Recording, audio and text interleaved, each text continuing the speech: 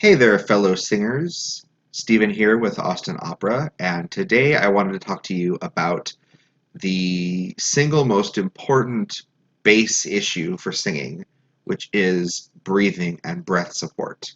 Because without breathing, nothing else we do really works to its fullest capacity.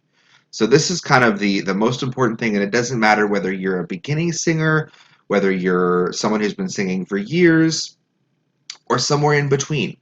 This is beneficial and useful for everyone. And, I've been singing now for over 20 years from when I started back when I was 10. And I still have to remind myself and review my breathing. So it never stops. It is always good to think of. So the first thing we need to know when we're singing, we're just kind of expanding a process that our body already knows how to do. Your body already knows how to breathe because I don't know about you, but I don't walk around thinking, breathe in, breathe out, breathe in, breathe out. I just breathe. But what we're trying to do when we sing, we're trying to maximize the intake of our air and then efficiently regulate the release of our air so that we can use it to the best of its ability.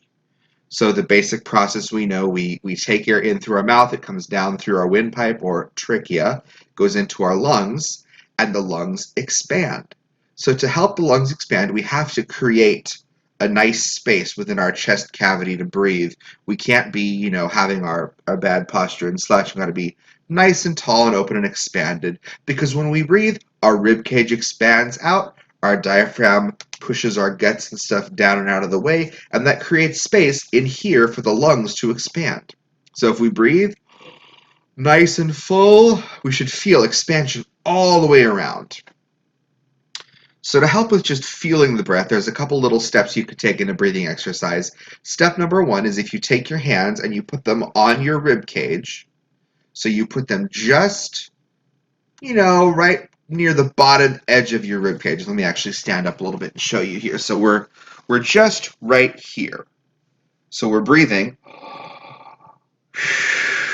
and we expand sideways. That's something you can just put your hands up there and feel that expansion. If you don't feel expansion here, you're probably not really getting a good full breath as you can. So that's something you can do, just taking some deep breaths and feeling that expansion.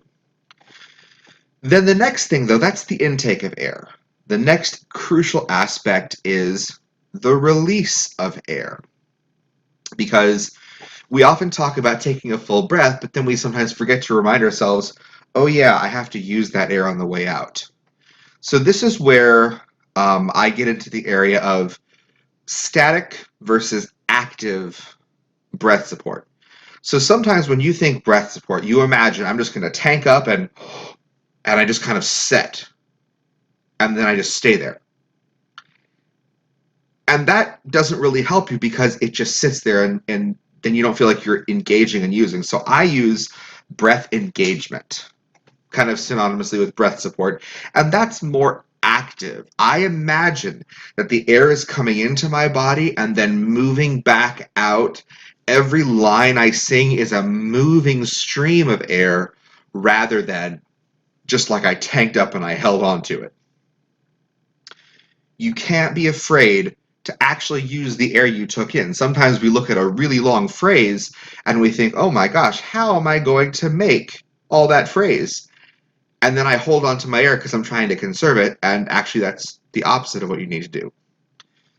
The way I often practice this in a song is I will have, maybe if there's a recording of the song that I like to listen to or someone singing the melody, what I can do is hiss while that melody or that phrase is going on.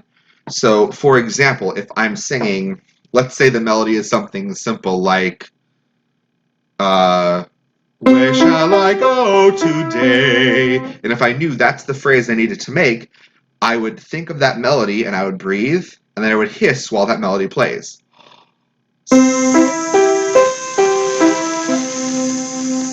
And I just practice using my airflow for whatever length of time I need to fill. And that helps train me about how to do a longer phrase without me really worrying about the voice and oh, is my tone pretty and all that other stuff. It's just focusing on the use of my breath. Those are two of the big keys there, knowing how to maximize your intake, but then also knowing how to regulate your airflow.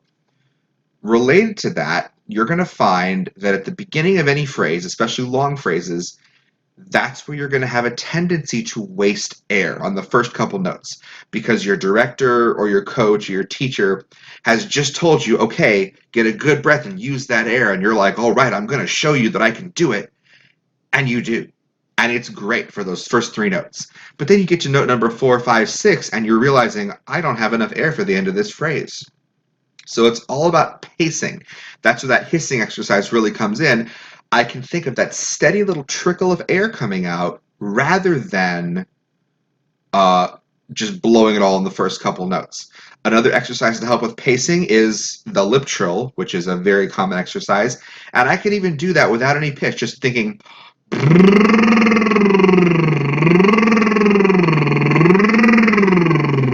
Seeing how long I can extend a lip trill to maximize my breath efficiency.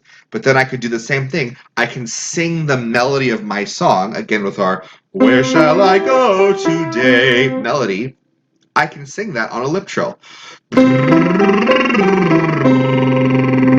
And often I find when I'm singing on a lip trill, that helps me sing a slightly longer phrase and maybe more efficiently use my air. That's how I practice that. The next thing to do, which lip trills can help with, is when you're holding a long note. That's one of those times where we often feel like we're running out of air. You have to keep that breath moving in the long notes. So with these long notes, they sit there and they can flatline and be a little bit boring and, dare I say, dead sounding. The pitch might even start to dip if you're running out of air. So the first thing is make sure you're using your air efficiently in the phrase. The next thing is some sort of physical gesture, something movement based to help you keep the breath energized and moving. I'm a fan of a couple different things.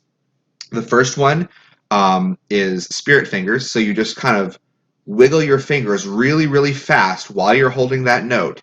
And whenever I feel like I'm running out of air in a long note, maybe in a choir setting where my hands maybe aren't visible, I can even have my hands down at my sides and just wiggling my fingers ever so slightly just to remind myself, keep that air moving.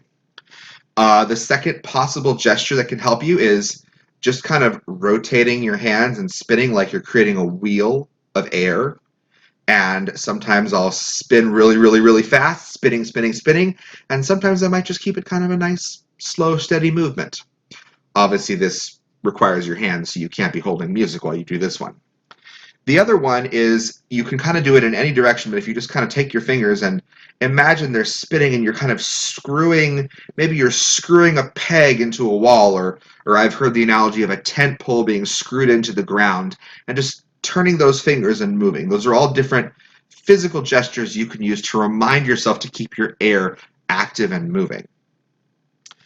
The other thing on a musical level that can help with that is if you're holding a whole note or a series of half notes or something long, imagine that your breath is moving and energizing like they're eighth notes. So that's where we might get into some count singing in choir. We're thinking, 1 and 2 and T and 4 and 1 and 2 and T and 4, and that can really help you pacing and energizing your breath. And then the last strategy to help with the breath on a long sustained note or a phrase, using a little bit of a crescendo. Sometimes giving a little bit of a crescendo to the volume can help engage and move forward to connect to the next phrase or at the very end of your ear. So if I'm holding a note, say right here, la,